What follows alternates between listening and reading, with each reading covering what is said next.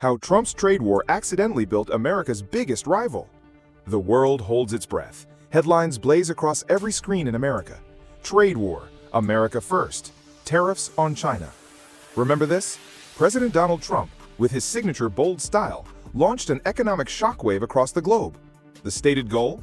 To bring jobs back, to punish unfair trade practices, and above all, to make America great again. The plan seems straightforward. Use the immense power of the American consumer to force other nations into better deals. More money for America, better terms for our workers. It was a high-stakes geopolitical poker game, and Trump was going all in. And, for a time, it seemed to be working exactly as planned. Many countries, faced with the threat of losing access to the world's largest market, reluctantly came to the negotiating table. The deals were tough. The terms were, let's say, favorable to the United States. From the outside, it looked like a clear win. But what if I told you that while we were all watching the front door, something massive, something transformative, was being built in the backyard of the global economy? What if I told you that the very pressure designed to reassert American dominance had an unintended, paradoxical consequence? That it acted like a powerful catalyst, accelerating the rise of what could become America's most formidable economic challenger in the 21st century. This isn't just a story about tariffs. It's a story about cause and effect on a global scale. It's the story of how a policy meant to secure America's throne inadvertently sent out invitations for others to build a rival kingdom. Welcome to New to Us. Today, we're diving deep into the hidden side of the Trump tariffs, and we're going to see how they pushed the world, kicking and screaming, into the arms of a group you've probably heard of, but may not truly understand. BRICS. Part 1. The Blocked River. To understand what happened, we need to think about economics like a river. Money, trade, influence, they all flow like water, always seeking the path of least resistance. For decades, that river flowed powerfully towards one place, the United States. The US dollar was the undisputed king. Our markets were the ultimate destination. Our political and financial systems set the rules of the game. Now, imagine someone building a massive dam on that river. That's essentially what the Trump tariffs were. Let's get specific. This wasn't just a small tax. We're talking about 25% tariffs on $250 billion worth of Chinese goods. Think electronics, furniture, machinery, things American businesses and consumers buy every single day. Tariffs on steel and aluminum from allies like the European Union, Canada, and Mexico. The constant threat of more tariffs, creating a cloud of uncertainty that paralyzed global supply chains.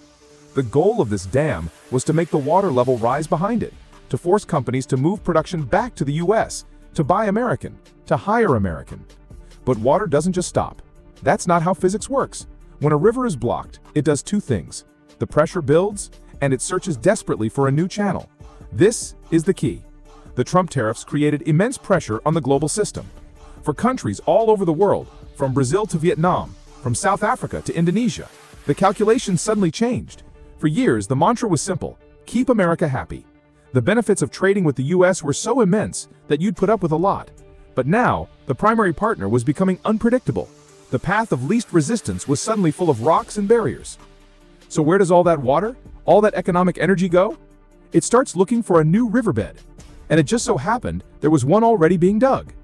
Part 2. BRICS. From concept to reality. Okay, let's talk about BRICS. For a long time, for many in the West, BRICS was just a catchy acronym coined by a Goldman Sachs economist back in 2001. It stood for Brazil, Russia, India, and China. South Africa joined later in 2010, adding the S. Initially, it was more of an investment concept than a political alliance. These were large, fast-growing economies that were expected to be major players in the future.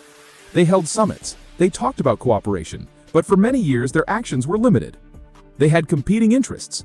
India and China have historical border disputes. Brazil's economy was a world away from Russia's. Before the trade wars, their combined power was significant but not world-altering. Around 2015, the original 5 BRICS nations represented about 41% of the world's population. That's huge, but population isn't economic power. And roughly 22% of the global GDP, nominal. Impressive, but still far behind the G7 nations, the US, UK, Germany, France, Japan, Canada, and Italy, which controlled about 46% of the world's economy. They also created their own bank in 2014, the New Development Bank, NDB, as an alternative to the US-dominated World Bank and IMF. It was a clear signal of their ambition, but in the early years it was a relatively small player. The benefits of doing business with the US and its allies were still too great. Many nations were hesitant to fully commit to a system outside the Western sphere. It was like having a backup generator, nice to have, but you still rely on the main power grid. And then, the dam was built. The Trump tariffs switched the main grid to unreliable, and suddenly, everyone started paying a lot more attention to that backup generator. Part 3. When pressure creates opportunity. This is where our two stories collide. The story of the American trade war and the story of the quiet rise of BRICS. The tariffs acted as the single greatest recruiting tool BRICS could ever have wished for. Think about it from the perspective of a country like, say, Brazil. You're a massive agricultural exporter. The US is a key market, but it's also a competitor. Suddenly, China, the world's biggest buyer of soybeans, is hit with US tariffs. What does China do? It immediately looks for a new, reliable supplier. Hello, Brazil. In 2018 alone, Brazilian soybean exports to China surged by nearly 30%. Or look at Russia. Already facing sanctions from the West, the trade war solidified its pivot to the East. Trade between Russia and China skyrocketed, aiming for $200 billion annually. They began conducting more and more trade in their own currencies, the ruble and the yuan, chipping away, piece by piece, at the dominance of the US dollar. This wasn't just happening with the big guys. Countries on the fence, countries that had previously tried to balance their relationships between the US and China, now saw the writing on the wall. The text from your old article puts it perfectly. It was like a blocked river overflowing its banks. These nations realized that being solely dependent on the US market was a massive economic vulnerability. They had to find other paths. They had to diversify. And so, the stage was set for BRICS' most audacious move yet. Part 4. The Great Expansion and the New World Order. If the Trump tariffs were the spark, the 2023 BRICS Summit in South Africa was the explosion. The once exclusive club threw its doors wide open.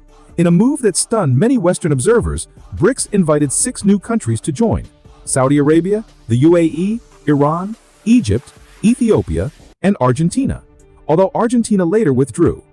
Now let's stop and really process what this means. This isn't just adding more flags to the family photo. This is a fundamental shift in the global balance of power. Let's run the numbers on this new expanded BRICS Plus. 1. The economic powerhouse. Remember that 22% of GDP? Forget it. With the new members, the BRICS bloc now counts for roughly 36–37% of the world's GDP when measured by purchasing power parity. PPP. Why is PPP important? It reflects the actual buying power in a country. And on that metric, BRICS has now officially overtaken the G7, which stands at around 30%. Let me repeat that. For the first time in modern history, this bloc of nations has a collective economy that's larger than the traditional club of the world's richest countries. 2. The energy kingpin.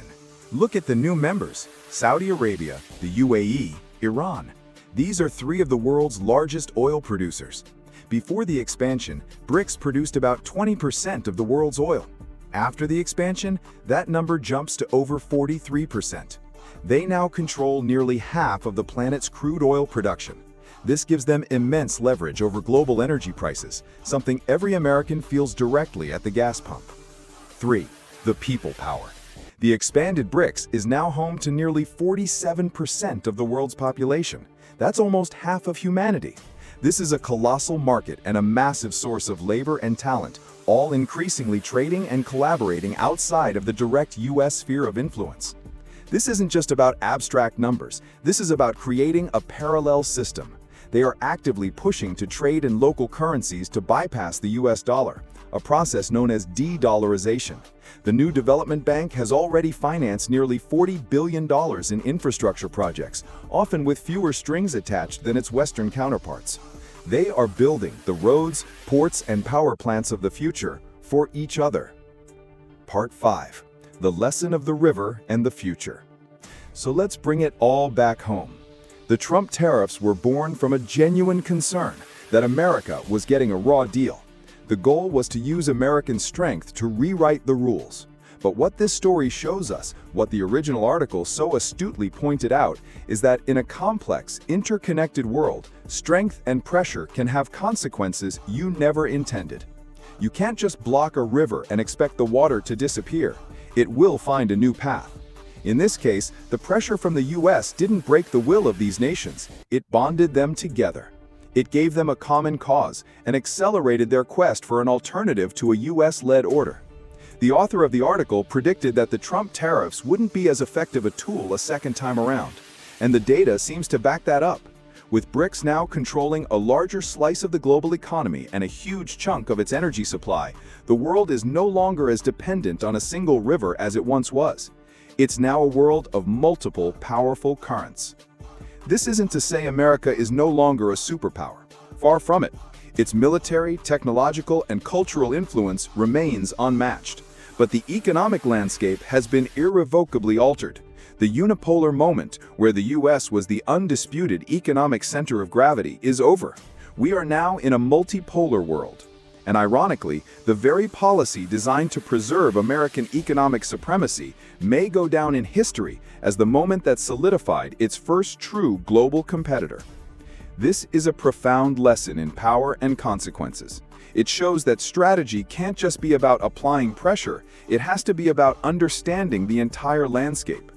It's a story that's still unfolding, and it will shape the global economy, the value of our currency, and America's place in the world for decades to come. It's a story that's truly new to us. So what do you think? Was the rise of BRICS inevitable, or was the trade war a critical strategic error? Is a multipolar world more stable or more dangerous? We genuinely want to know your perspective. Let us know your thoughts in the comments below. This is a complex topic, and the best conversations happen right there.